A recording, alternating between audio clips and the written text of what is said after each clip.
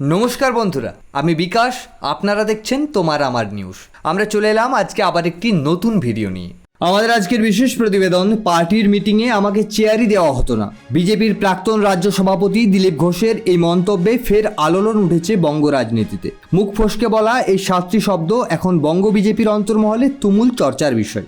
দিল্লিতে বিজেপির সর্বভারতীয় যুগ্ম সাধারণ সম্পাদক শিবপ্রকাশের সঙ্গে বৈঠক সেরে বেরিয়ে সাংবাদিকদের মুখোমুখি হয়ে দিলীপ ঘোষ বলেন, পার্টির মিটিংয়ে আমাকে চেয়ারই দেওয়া হতো না।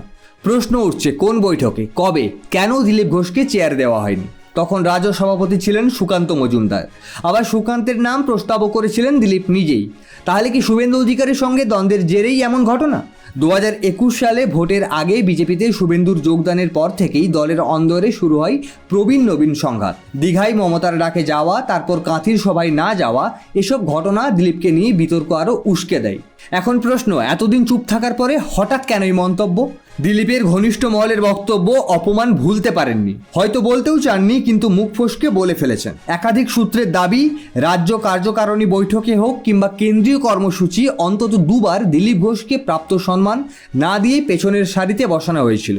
এমনকি একবার তার নাম লেখা চেয়ারই দেওয়া হয়নি নির্ধারিত জায়গায়। রাজ্য বিজেপির নতুন সভাপতি শ্রমিক ভট্টাচার্য কিংবা সদ্য প্রাক্তন সভাপতি সুকান্ত কেউই এখনও এই বিষয়ে মুখ খোলেননি। শুভেন্দু অধিকারী বলেছেন, আমি এই বিষয়ে কোনো মন্তব্য করব না। বস্তুত এই মন্তব্যের পর থেকেই দলীয় স্তরে এক প্রকার অস্বস্তি ছড়িয়ে পড়েছে। নেতাদের প্রকাশ্যে কেউ না বললেও ঘন ঘন ফোনালাপ, মিটিং, ব্যাখ্যা, বিশ্লেষণ, সরগম অন্দরমহল। এটাই কি দিলীপ ঘোষের স্পিকিং আউট, নাকি কোন রাজনৈতিক বার্তা? বঙ্গ বিজেপির রাজনীতি আবার উত্তপ্ত। মুখ ফসকে বলা 7টি শব্দে শুরু হয়েছে মনের কথায় ছায়াযুদ্ধ।